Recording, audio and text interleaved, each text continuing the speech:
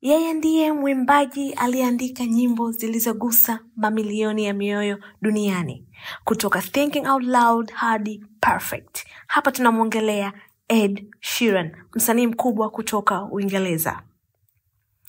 Ed Sheeran amekuwa sauti ya upendo wa kweli, msanii wa roho na hadithi ya muziki isiyofutika. Lakini sasa dunia imepigwa na butwaa. Sio kwa nyimbo mpya bali kwa picha, maneno na maneno ya mapenzi yaliyotikisa mitandao. Karibu sana kwenye Epic TV, mahali hapa ambapo hadithi halisi hukutana na msisimko wa burudani. Ed Sheeran alichapisha picha za upendo na rafiki yake wa karibu wakiwa wanaadhimisha miaka 10 ya urafiki wao. Lakini ndani ya dakika chache mitandao ikalipuka. Watu wakaanza kuuliza, hivi ni kweli urafiki au ni mapenzi ya siri? Hashtag zikaanza kusambaa, memes zikajaa na gumzo likawa moto. Lakini Ed Sheeran akasema kwa utulivu, we are just friends, yani sisi ni marafiki tu. Maneno mafupi lakini yenye maana nzito, yakitukumbusha kwamba si kila urafiki wa karibu lazima uwe wa kimapenzi. Wakati mwingine ni uhalisia tu wa moyo safi. Kisha Ed Sheeran akapiga hatua nyingine ambayo mashabiki hakuitegemea. Akasema, hata kama nimeimba nyimbo bora za mapenzi duniani, sijawahi kupata upendo wa kweli kwa mwanamke yeyote mpaka nilipokutana na mpenzi wangu wa kiume. Maneno haya yakazua maswali mengi, mijadala na tafsiri tofauti. Hayo ni maneno ambayo Ed aliongelea kwenye baadhi ya mahojiano ya media huko Uingereza. Wengine wakaamini ni utani, wengine wakasema ni sanaa, lakini wengine wakahisi labda alikuwa anafungua ukurasa mpya wa ukweli wake binafsi. Lakini tusisahau, Ed Sheeran alifunga ndoa na mrembo Cherry Seaborn mwaka 2015.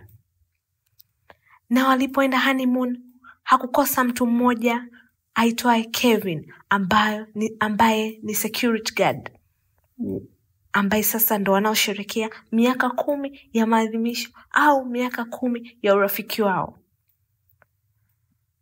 Jina hilo linaendelea kujirudia hata Ed aliposema kwenye mahojiano, kati ya vitu 5 muhimu maishani mwangu, Kevin ni kimoja, siwezi kuishi bila yeye.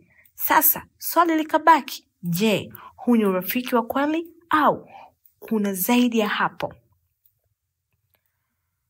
Na kama haitoshi, siku moja Ed akachapisha picha yake akiwa amevaa gauni la harusi, akaandika maneno 4 tu, I love my job, yani naipenda kazi yangu. Mitandao ikatetemeka tena. Wengine wakashangaa, wengine wakaudhika, wengine wakasema tumemchoka Ed. Lakini kwa macho ya ubunifu, hii ilikuwa ni kazi ya sanaa. Ed alikuwa anacheza na mitandao ya watu, akionyesha kwa msanii wa kweli anaweza kutumia utani. Hii ilisababisha mpaka mashabiki zake wakaingia kwenye page kucomment kwamba hawatusikiliza tena nyimbo za Ed. Wengine wakafika wakasema kwamba ni kweli Ed Sheeran unaolewa. Kupitia yote hao, Ed Sheeran anatukumbusha jambo moja kuu. Uhalisia ni silaha ya msanii wa kweli. Haogopi kusema, haogopi kueleza wala kuishi maisha yake kama alivyo. Amejenga muziki unaogusa mioyo na bado anasimama imara kati ya uvumi na kweli. Labda somo ni hii. Si kila uhusiano ni mapenzi na si kila upendo una jina. Wakati mwingine urafiki wa dhati unavuka mipaka ya maneno. Kwa hiyo kila unapomsikia akiimba Perfect, wengine wakacomment kwamba kumbe mwimbo wa Perfect na mwimbo wa Shape of You ulikuwa unamwimbia huyo rafiki wako wa kiume, yani ambapo wengine wanahisi kwamba ndo mpenzi wake wa sasa.